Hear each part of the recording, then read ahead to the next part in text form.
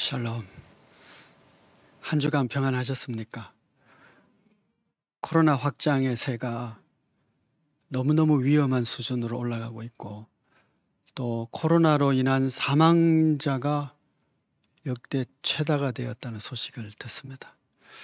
그런 가운데도 지난 한 주간 건강을 지켜주시고 이렇게 주님 앞에 나와 예배드리게 된 여러분들, 하늘로부터 주님의 사랑과 평화가 가득하기를 축복합니다. 여전히 하나님 은혜 가운데 또한 강건하시기를 축복합니다. 대통령 선거가 얼마 남지 않은 요즘입니다. 어떤 대통령 후보가 10계명 가운데에 5개 정도의 계명을 다 어겼다고 한번 생각해 봅시다. 살인죄도 범하고, 간음죄도 범하고, 거짓말하는 죄도 범하고, 도적질도 하고, 그리고 탐심이 너무 지나쳐서 남의 것 막 빼앗고, 그런 증거들이 다 드러난 사람이 대통령 후보로 나왔다면 혹시 여러분 그런 사람 대통령으로 찍을까요? 여러분 찍겠습니까? 만약 대통령이 되었다고 합시다. 대통령이 되었는데 나중에 이 사람의 죄가 막 드러나는 거예요. 살인죄로 고소당하고, 간음죄로 고소당하고, 도적질한 죄로 고소당하고, 그래서 유죄로 확정이 되었다. 그러면 아마 그 사람 대통령 직무를 계속 수행하기가 어려울 것 같습니다. 그렇죠? 성경의 가장 위대한 성군이고 하나님께서 그를 만나니 내 마음에 합한 사람이라고 그랬고, 하나님의 마음을 시원케 하는, 그리고 지금까지도 이스라엘 사람들이 가장 존경하고 사랑하는 왕 다윗이 바로 이 사람입니다. 그는 살인죄도 범했고요, 간음죄도 범했고요, 거짓말하는 죄를 범해서 자기 죄를 덮으려고 했고요, 탐내지 말고 내 이웃의 아내를 탐내지 말라 했는데 탐냈고요, 이웃의 아내를 도적질했고요. 정말 흉악한 자죠. 이런 사람이 어떻게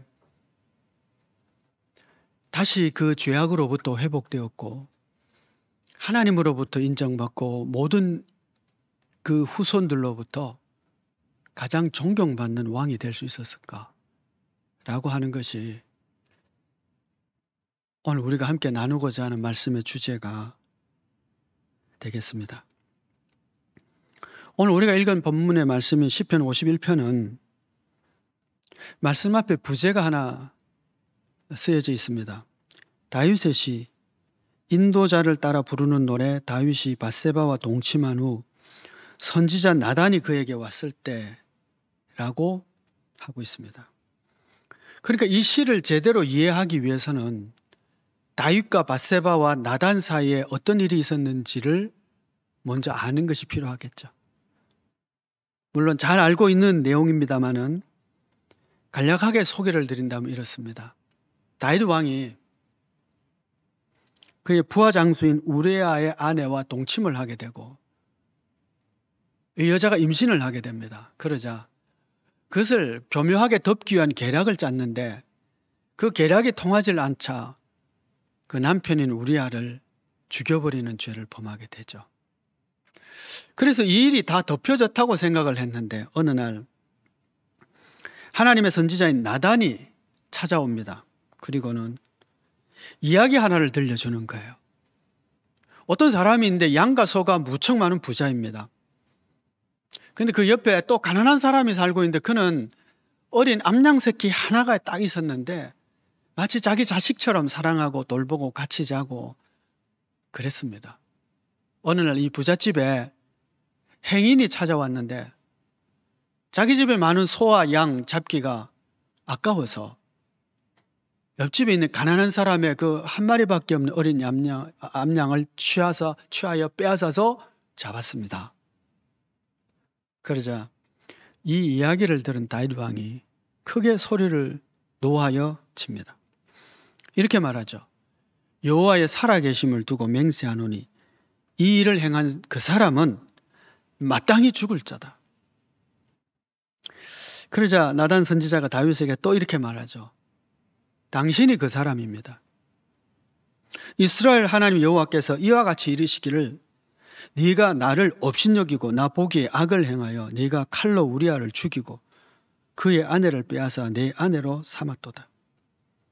그런즉 칼이 내 집에서 떠나지 아니하리라. 그리고 네 아내를 빼앗아 내 이웃들에게 주리라. 너는 은밀히 행하였으나 나는 백주의 이 일을 행하리라 하셨나이다. 이 말을 들은 다윗 왕은 이렇게 얘기를 합니다. 사무엘하 12장 13절이죠.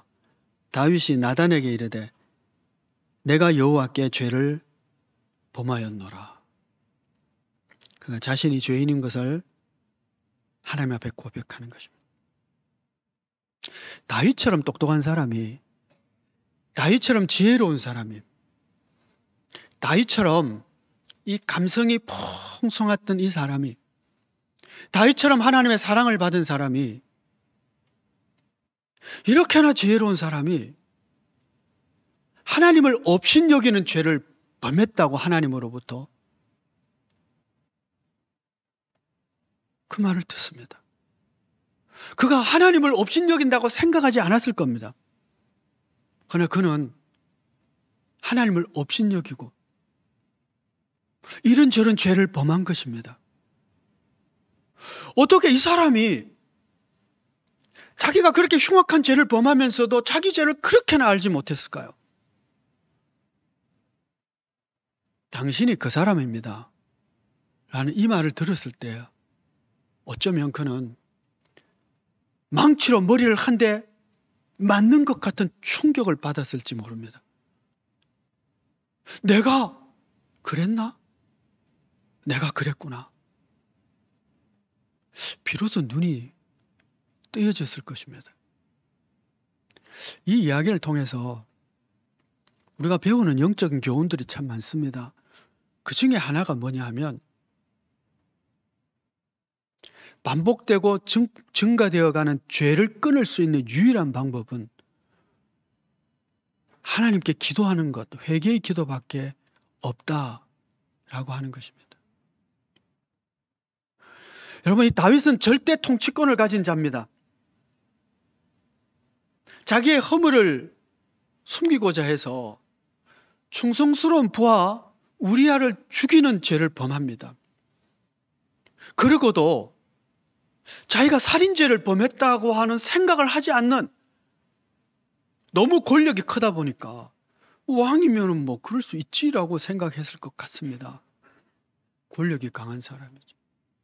나단이 찾아와서 이 말을 했을 때 그는 나단도 죽일 수 있는 사람입니다. 그러고도 그를 얼마든지 덮을 수 있는 권력을 가진 권력자였습니다. 그런데 그가 나단이 찾아왔을 때 내가 죄인입니다. 그렇게 그 죄를 인정하고 고백하고 하나님께 용서를 구함으로 그의 죄가 여기서 스톱할 수 있었던 거죠. 여러분, 우리가 잘 아는 속담, 바늘도둑, 소도둑이 된다. 우리가 흔히 체험할 수 있고 주변에 볼 수 있는 이야기입니다. 처음에 어떤 잘못을 행할 때는 막 가슴이 뛰고 얼굴이 불그럭불그럭하고 이게 밝혀지면 어떨까 그렇게 막 긴장을 하죠. 그래서 누가 봐도 저 사람 지금 뭔가 일을 저질렀네 알 수 있을 정도로. 그런데 그것이 한 번, 두 번, 세 번 되면 아무렇지도 않게 그 일을 행할 뿐만 아니라 그 죄가 점점 증가되고 증폭되어 가는 것을 보게 됩니다. 바늘도둑이 드디어 소도둑이 되고도 전혀 양심의 가책을 받지 않는 그런 데까지 이르게 되죠. 죄가 죄를 낳고 죄가 죄를 낳고 죄가 증가되고 증폭되는 이것을 스톱할 수 있어야 되는데 다윗이 이 지경이 될 정도로 그가 험악한 자리에 갔다면 여러분이나 저나 누구 하나 할 것 없이 그럴 수 있다는 것을 인정하지 않을 수가 없습니다. 다윗이 어느 날 왕궁을 이렇게 걷다가 모욕하는 여자를 보게 됩니다. 그럼 보통 어떻게 해야 돼요? 우와, 예쁘네, 이렇게 보는 것이 아니고, 아유, 이렇게 눈을 가려야죠. 혹시 저 아파트에서 저 멀리, 그러면 만원경까지 와서 딱 죄가 증가되는 것입니다. 그렇죠? 죄를 실행하게 되는 것이죠. 처음에는 이렇게 눈을 돌려야 되는데, 뭐야, 예쁘네. 그러다 자세히 관찰하다 보니까 안목에 정욕이 생기고, 육체에 욕심이 생기고, 데리고 오라 그러고, 그리고 동침하고 간음의 죄를 범합니다. 그것을 덮기 위한 수단을, 방법을 씁니다. 그리고도 안 되니 살인을 범합니다. 그리고도 자신이 그 죄를 범했다고 전혀 생각하지 않습니다. 타인이 그런 죄를 범했다면 마땅히 죽일 자라고 소리쳤을 텐데, 자기가 정작 그 일을 행하면서는 전혀 알아차리지 못하는,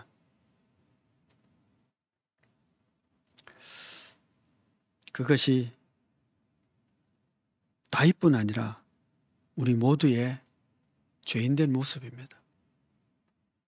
다윗의 위대함은 그의 위대한 업적만큼이나 그 위대한 업적이 한순간에 무너질 수 있었음에도 불구하고 그가 하나님의 말씀 앞에서 자신의 죄를 인정하고 고백하고 회개하고, 그리고 오늘 본문의 말씀처럼 이렇게 깊이 뉘우치고 속죄함으로 말미암아 회복될 수 있었다는데 그의 위대함이 있는 것이죠. 참된 회개는 참된 회복을 가져옵니다. 그러기 위해서는 반드시 필요한 것이 있는데, 17절 말씀을 보시면 하나님께서 구하시는 제자는 상한 심령이라. 하나님이여 상하고 통회하는 마음을 주께서 멸시하지 아니하시리이다. 상한 심령. 내가 이렇게 흉악한 자였구나, 내가 이런 죄인이구나 라고 하는 죄를 깊이 인식하고 통회하고 후회하고 아파하고 상한 심령 뿐만 아니라 그런 심령으로, 그런 마음으로 하나님 앞에 나아갈 때 우리 하나님은 그 기도를, 그 회개를 멸시하지 아니하시고 용서하시는 하나님이시다 라는 겁니다. 회복을 위해서 회개의 기도를 드리는 데 있어서 참 중요한 것이 믿음이에요. 어떤 믿음이냐 하면, 우리 하나님은 어떤 죄라도, 어떤 흉악한 죄라도 우리가 상한 심령으로 나가서 회개하면 용서해 주시는 하나님이시다 라는 믿음입니다. 아주 옛날에 한 40년 전 뭐 이렇게 됐지 싶은데요, 40년도 더 됐을지 몰라요. 이런 표 같은 거 붙여놓은 거 있었어요. 자수하여 광명 찾자, 뭐 이런 거예요.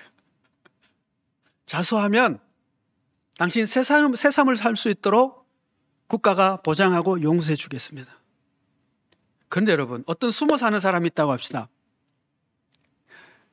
이 표를 보고, 이 정부의 공지문을 보고 정부가 이제는 내가 자수하면 용서해 줄 그런 마음이 있는갑다, 용서해 주려고 하는갑다, 이 기간 동안 자수하면 용서해 줍니다, 믿으면 자수할 것이고, 에이 설마 이렇게 유혹을 했고 우리가 딱 자수하면 다 잡아가지고, 주로 그때는 이제 뭐 간첩 이런 거 있잖아요, 그죠? 북한으로 보내려고 하는 거 아니야? 못 믿으면 자수를 못 하죠. 믿음이 필요합니다. 하나님의 약속에 대한 믿음, 하나님에 대한 믿음, 하나님의 긍휼과 자비와 사랑에 대한 믿음, 이 믿음이 있으면 상한 심령을 가지고 하나님 앞에 나와 기도할 수가 있죠. 오늘 본문 1절에서 3절 말씀을 보시면 하나님이여 주의 인자를 따라 내게 은혜를 베푸시며 주의 많은 긍휼을 따라 내 죄악을 지어주소서. 나의 죄악을 맑게 씻으시며 나의 죄를 깨끗이 제하소서. 무릇 나는 내 죄가를 아오니 내 죄가 항상 내 앞에 있나이다. 다시 주 앞에 죄를 고백하면서요, 내가 죄악 중에 어머니가 나를 출생했고 내 죄가 항상 하나님 앞에 있고 나는 그냥 죄 덩어리입니다. 그걸 고백을 하는 거예요. 이런 고백을 할 수 있는 이유는 하나님이 그 죄를 딱 보게 하여 주셨고 깨닫게 해주셨을 뿐만 아니라 여호와 하나님은 자비와 긍휼이 많아 통회하는 심령으로 나아가면 용서하시는 하나님이다 라고 하는 믿음이 있었기 때문에. 여러분, 베드로와 가룟 유다가 둘 다 배신한 사람들입니다. 둘 다 배신했는데 한 사람은 자살로 인생이 끝났고 한 사람은 다시 회복되어 위대한 사도가 되었습니다. 그 차이가 뭘까요? 그 두 사람의 차이가. 가룟 유다도요, 심히 자신의 배신한 것에 대해서 부끄러워했고 마음 아파했고 내가 무지한 자를 팔았다라고 막 그냥 그가 받았던 돈을 제사장들이 그냥 던져버리고 그리고 자살해버립니다. 하나님께서 용서하시는 그 용서의 하나님을 만나지 못한 거예요. 어떻게 보면 용서하시는 하나님을 만나지 못했던 것이죠. 자기 죄를 자기가 그냥 져야 되겠다고 생각한 것이죠. 여러분, 베드로는 달라요. 그도 똑같이 배신했잖아요. 뭐 크게 다르겠어요. 베드로도 통곡하며 울었다 그럽니다. 다른 점이 뭘까요? 예수님이 베드로를 찾아와요. 십자가를 지시고 우리 모든 인류의 죄를 대신 짊어지시고 대속의 죽음을 죽으신 그분이 부활하고 난 이후에 베드로를 찾아오는 거예요. 베드로는 그가 자격이 없다고 생각을 했기 때문에 나는 그냥 고기나 잡으러 가야 되겠다. 고기 잡으러 가버렸어요.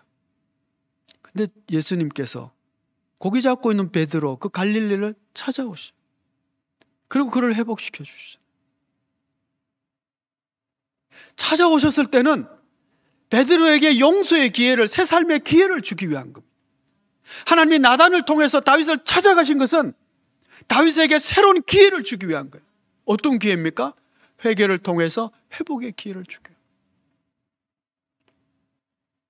베드로가 예수 그리스도의 은혜로 다시 회복된 것처럼 오늘 우리도 주님께서 우리를 찾아오십니다. 말씀을 통해서 찾아오시죠. 우리의 죄를 용서하실 뿐만 아니라 우리를 회복시키시기 위한 주님입니다. 다윗이 그 지혜롭고 똑똑하고 하나님 앞에서 살았던 영성의 사람이 나단이 찾아오기 전까지는 자기 죄를 까마득하게 몰라요. 마찬가지로 우리도요, 주님이 우리를 찾아오시기 전까지는 내가 무슨 짓을 하는지 모를 겁니다. 그게 인간이에요. 그런데 주님이 찾아오셔서 우리가 우리 죄를 회개하고 하나님이 우리를 회복시켜 주셨을 때에 나타나는 증거들이 있어요. 오늘 본문 말씀 10절 이하를 보시면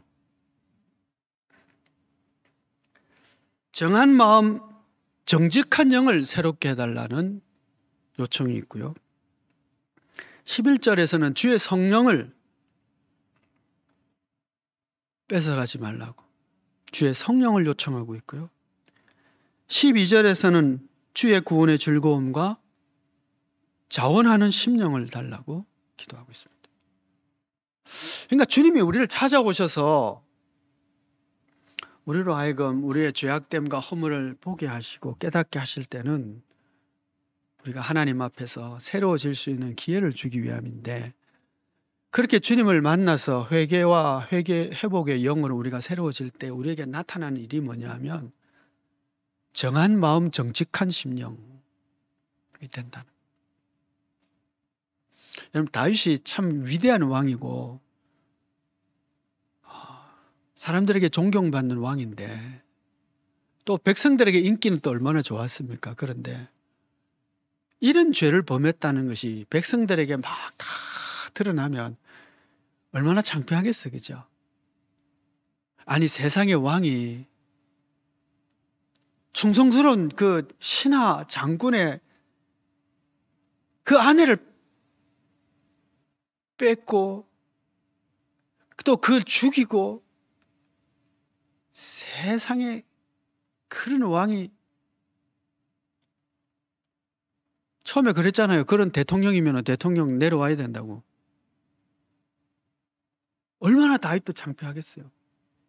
그런데 그가 회개하고 나자 정한 마음, 정직한 마음, 깨끗한 마음이 그에게 주어지니까 내가 이런 사람입니다. 난 사실 참 나쁜 놈입니다. 이렇게 죄를 범했습니다. 하나님이 용서해 주셔서 제가 그저 살아있을 뿐입니다. 정직한 영으로 새롭게. 성령을 뺏어가지 말라고. 성령의 충만함이 그에게 있습니다. 왜냐하면 성령이 진리의 영이잖아요. 우리에게 진리의 빛을 비춰서 우리 안에 어둠을 물리쳐 주시고 죄의 욕심이 사라지게 하시고 영을 쫓아 사는 자는 의의 법을 이룰 수 있도록 이끌어 주시. 성령 없이 안 되죠. 그러나 성령의 충만함이 그래서 회개하고 회복된 사람의 특징이 되는 것입니다. 의의 길을 걸어갈 수 있는 능력들이 성령의 충만함으로 생겨지죠. 구원의 기쁨이 회복됩니다. 하나님의 뜻이 항상 기뻐하는 것이라고 말씀하셨는데, 기쁨이 없고 짜증만 자꾸 생기면요, 하나님 앞에 정직하게 나가봐야 됩니다. 내가 뭐가 문제입니까, 하나님? 구원의 기쁨을, 하나님이 내 죄를 용서하시고 십자가의 보혈로 나를 구원하여 주사 대속하사 하나님의 자녀가 되게, 나 같은 죄인을 살리신 하나님, 너무 기쁘고 너무 감사하고 주 은혜를 찬양하는 마음이 우리 안에 늘 있어야 합니다. 그 기쁨이 회복되어 있는 것이죠. 자원하는 심령을 주셔서 죄인들에게 하나님의 은혜의 복음을 전할 수 있게 하시고 하나님의 나라를 세우고 하나님의 교회를 섬기는 일에 자원하는 마음을, 억지가 아니고 남에게 보여주기 위한 것이 아니라 회복된 자에게는 자원하는 심령이 있는 것이죠. 성령께서 우리와 함께 하시고 오늘도 우리에게 은혜를 베풀어 주셔서 우리의 죄악된 허물을 보게 하시고 보여주실 때는 회복의 기회의 문을 열어주신 줄 알아 주께 기도함으로 구원의 기쁨이 회복되고 성령의 충만함으로 회복되어지고 정직한 영으로 새로워지고 자원하는 심령으로 회복되어지는 그런 우리 모두가 되어지기를 축복합니다. 지난 금요일에 금요 기도를 하면서 통계 하나를 말씀드린 적이 있습니다. 미국에 있는 퓨 리서치 센터라고 하는 곳에서 지난 2월 초순에 경제적인 선진국 17개 국가에 앙케이트 조사를 했는데 제목이 뭐냐 하면 당신의 삶을 의미 있게 하는 것이 무엇입니까? 라고 하는 질문이었습니다. 뭐 이렇게 나는 이런 것이 내 삶을 의미 있게 한다. 쓸 수 있겠죠. 우리식으로 조금 다르게 번역한다면 이렇게 할 수 있을 것 같습니다. 당신 삶에 참 중요한 것이 무엇입니까? 뭐라고 답하실래요? 17개 국가에 조사를 했는데 가장 많은 것이 뭐냐면 17개 국가 중에 14개 국가가 1위가 가족이었습니다. 그런데 스페인, 대만, 한국만 다른 걸 들었어요. 스페인은 건강, 대만은 공동체, 사회. 대한민국은 짐작이 대충 되시죠? 돈, 물질적인 부요함이면서. 여러분, 그러니까 우리는 우리 사회 속에 살고 있기 때문에 돈이 진짜 내 삶에 중요해라고 말해도 아무도 이상하게 생각하지 않지만 전 세계 사람들을 놓고 보면 우리는 이상한 집단이 되어 있는 거예요, 지금.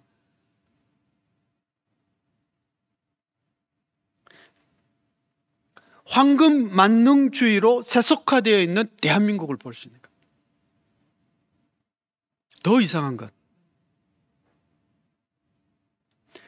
내 삶에 종교가, 신앙이, 믿음 생활이 참 중요하다라고 답한 사람들이 미국이 제일 높아요. 15%입니다. 그리고 그 외 다른 국가는 15%의 반도 안 나옵니다. 확 떨어져 버려요. 제가 그걸 보면서 그런 생각을 했어요. 미국이 참 나쁜 짓도 많이 하는데 그래도 복받을 만한 나라구나. 신앙을 내 삶에 참 중요한 요소라고 꼽고 있는 것. 충격은 대한민국입니다. 대한민국은 1%입니다.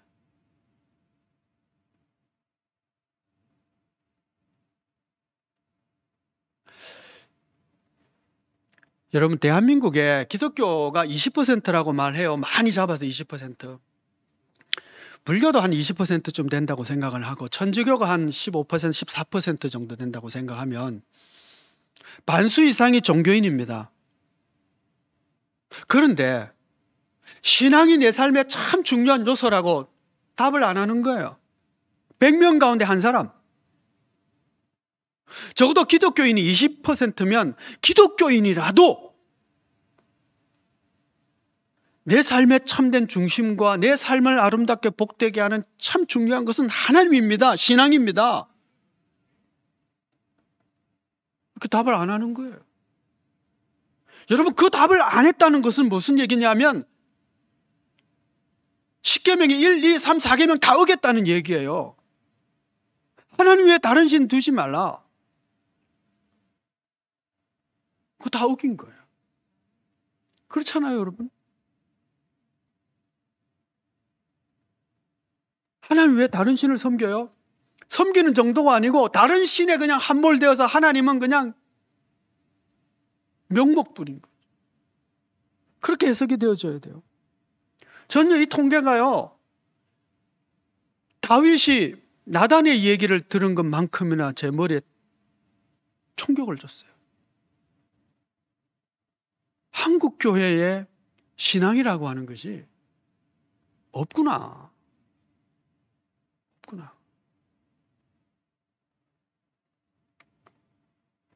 누구 책임일까요? 제 책임이죠, 뭐. 잘못 가르친 거죠. 잘못 선포한 거죠.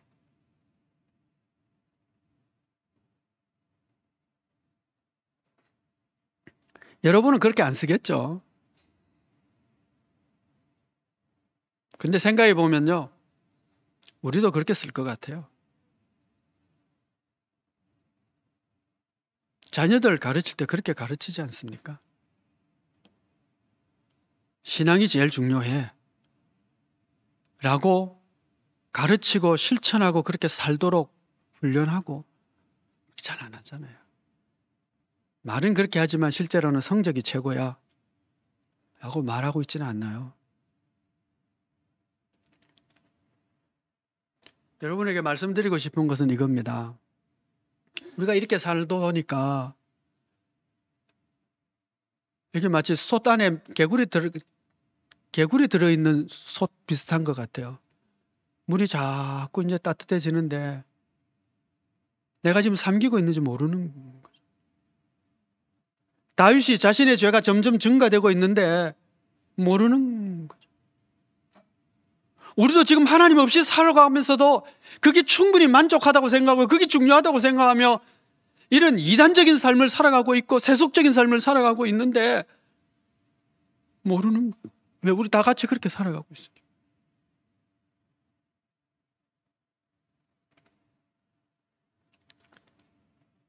주님이 오늘 우리를 찾아오셔서 우리에게 하나님의 의의 빛을 비추사 보여주실 때, 우리에게 알려주실 때 우리가 회개할 수 있으면 다시 회복되어질 것을 믿습니다. 그래서 지금 기도하는 것은 하나님 우리에게 말씀으로 찾아오시되 회개의 영으로 우리를 보게 하시고 회복의 자리로 이끌어 주십시오 라고 하는 것이죠.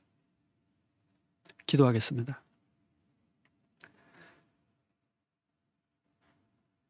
은혜로우신 아버지 하나님, 굉장히 잘못된 길을 가고 있음에도 불구하고 전혀 알아차리지 못하고 있으므로 죄에서 죄로 죄가 점점 확대되게 가는에도 불구하고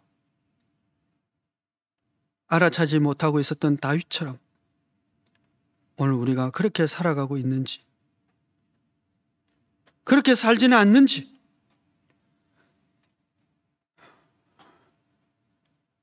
우리 주변의 모습들을 볼 때에 그렇게 살아가고 있다는 증거들이 있음을 보게 되오니 성령이 오셔서 진리의 빛을 비춰주시며 저희에게 회개의 길을 허락하여 주시고 회복의 자리로 나아갈 수 있도록 이끌어 주옵소서. 예수 그리스도의 이름으로 기도하옵나이다. 찬송가 283장 함께 찬송합니다.